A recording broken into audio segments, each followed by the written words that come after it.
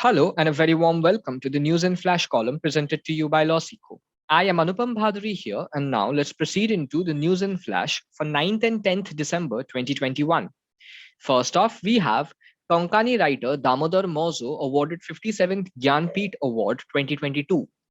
Konkani writer Damodar Mozo was awarded the 57th Gyanpeeth Award 2022 on Tuesday, 7th December.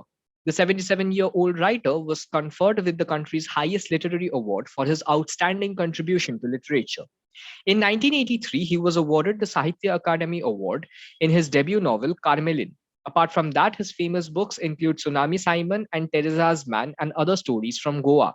Some of his works have been translated into French, English, and Portuguese as well. Mozo has been the co-curator and co-founder of the Goa Arts and Literature Festival, which began in 2010. He has also written screenplays for films like the 2004 movie Alicia, which won him the Best Screenplay Award at the Goa Film Festival. Next up, we have Defense Chief General Bipin Rawat died in chopper crash. Chief of Defense Staff Bipin Rawat died today after an Air Force helicopter carrying him and 13 others crashed shortly after takeoff in Tamil Nadu. The crash took place shortly after the Russian-made Mi-17 V5 chopper took off from the Air Force base in Sulur, Coimbatore, for Wellington in the Nilgiri Hills. General Rawat, 63, took charge as India's first Chief of Defense Staff in January 2019. The position was set up with the aim of integrating the three services, the Army, the Navy, and the Air Force. Next up, we have Union Cabinet clears Ken Betwa River interlinking project. The Union Cabinet on Wednesday approved the funding and implementation of the Ken Betwa River interlinking project at a cost of 44,605 crores at the 2021 price level. The project involves transferring of water from the Ken River to the Betwa River through the construction of Dodhan Dam and a canal linking the two rivers. The project is slated to irrigate 10.62 lakh hectares annually, provide drinking water supply to 62 lakh people, and generate 103 megawatt of hydropower and 27 megawatts of solar power. The project is proposed to be ready in 8 years. Next up, we have Chile has approved a landmark law allowing same-sex marriage.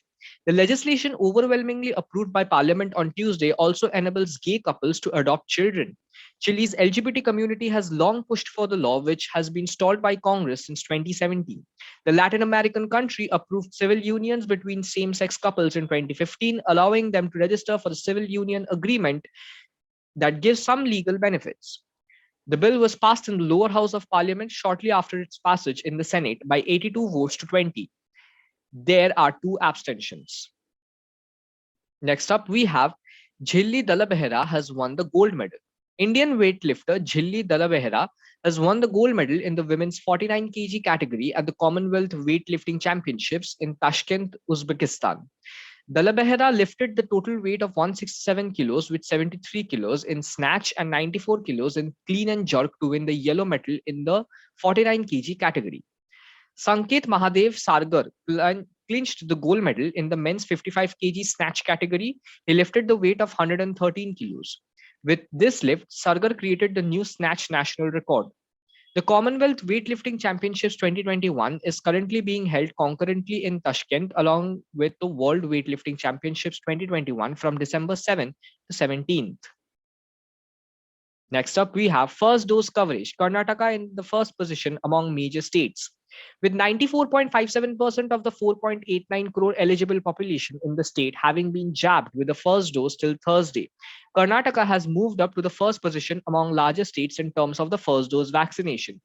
Karnataka, which stood in the third position in first dose administration till a week ago, is now followed by Gujarat and Madhya Pradesh, where 94.46% and 93.83% of the target population has been covered with one dose, according to the data from CoWIN.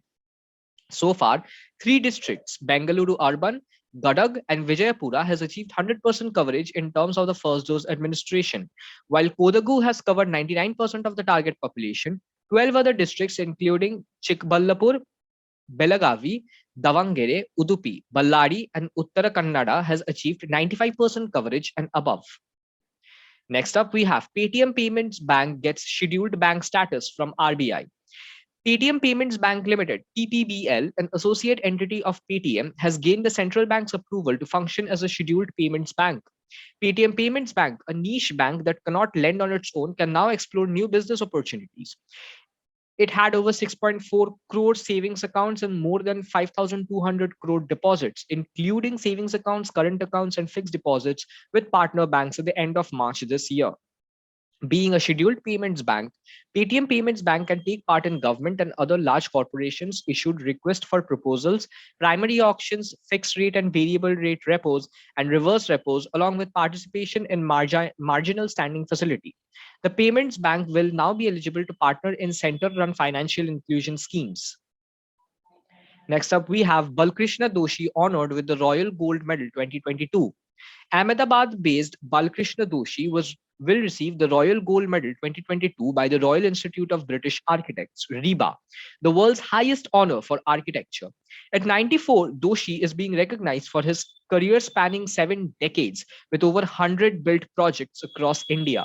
The Royal Gold Medal is approved personally by Her Majesty the Queen and is given to a person or group of people who have had a significant influence on the advancement of architecture. The award will be presented to Doshi at a special ceremony in 2022. So this was all for the news in Flash today. We hope you liked the session. For getting notified about further sessions, click on the subscribe button followed by the bell icon. Thank you.